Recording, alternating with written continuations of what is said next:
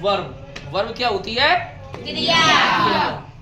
जो क्रिया की डेफिनेशन होती है, a verb is a word which denotes the being or doing of an action। पक्का? Yes sir. Kinds of verb, यानी वर्ब हमारी कितने प्रकार की होती है। तो वैसे तो वर्ब जब हम पढ़ते थे तो हमको बताया था वर्ब 4 प्रकार की होती हैं, है ना? कौन सा? ट्रांजिटिव, इंट्रांजिटिव, लिंकिंग और ऑक्सिलरी। पक्का? लेकिन वो पार्ट हमारा फिनिट का है। किसका पार्ट है? फिनिट का। अगर मेन तरह से देखा जाए, एक्चुअल रूप से देखा जाए, तो वर्ब हमारी केवल दो प्रकार की होती हैं। देयर आर, बोलो there are 2 kinds of verb. कौन कौन सी?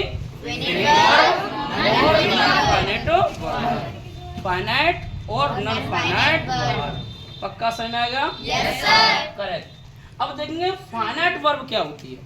फाइनाइट वर्ब्स का एक सब्जेक्ट होता है। क्या होता है? एक सब्जेक्ट। देखो ये रहा ही। पक्का? यस क्या होता है? ही। ही। यहाँ बैठो, क्या है? ही। और ये सब्जेक्ट की संख्या, सब्जेक्ट की संख्या एवं पर्सन के अनुसार प्रयुक्त होते हैं। जैसे यहाँ ही के हिसाब से क्या है? बहुत सुंदर। और दे के हिसाब से क्या है? Well done. पक्का? Yes sir. फाइनाइट वर्ब मालूम पड़ गया? Yes sir. सुंदर। अब फाइनाइट वर्ब्स क्या प्रकार की होती हैं? 4 प्रकार की होती हैं। पक्का ना? Yes sir. अब कौन कौन सी?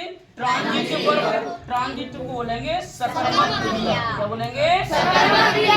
अब इंट्रांजिटिव वर्ब क्या हमारी? अकर्मक क्रिया। लिंकिंग वर्ब क्या होती है? और हमारी ऑक्सिलरी वर्ब ये होता है हमारी सहायक। अब बताओ सही में आया नहीं आया? Yes sir. बहुत सुंदर। अब हम इसको डिस्क्राइब करेंगे। जैसे ट्रांजिटिव वर्ब हमने यहाँ पर कर लिया। अब ट्रांजिटिव वर्ब होता क्या है? जब वाक्य में क्रिया के बाद ऑब्जेक्ट की आवश्यकता पड़े तो क्रिया ट्रांजिटिव वर्ब कहलाती है। पक्का? Yes sir. जैसे आई राइट एन ऐसे, तो यहाँ पर एन ऐसे क्या है? कर्म है। क्या है? कर्म। इसीलिए क्या हो गया ये हमारी ट्रांजिटिव। ट्रांजिटिव। क्या हो गया? ट्रांजिटिव। चिल्ड्रन फ्लाई काइट्स, यहाँ काइट्स क्या हो गया? ऑब्जेक्ट यानी कर्म हो गया। बच्चे पतंग उड़ाते हैं। क्या उड़ाते हैं? पतंग। तो यहाँ पर काइट्स क्या हमारा? कर्म है। क्या है? ऑब्जेक्ट है। इसीलिए यहाँ पर फ्लाई क्या बन गया हमारा? Transitive verb. क्या हो गया? बताओ समय कहना गया? Yes sir. अब देखेंगे इंट्रांजिटिव। इंट्रांजिटिव क्या है? जब वाक्य में क्रिया के बाद ऑब्जेक्ट की आवश्यकता न पड़े, अर्थात जिस वर्ब को पूरा करने के लिए किसी ऑब्जेक्ट की आवश्यकता न पड़े, वो हमारा क्या होता है?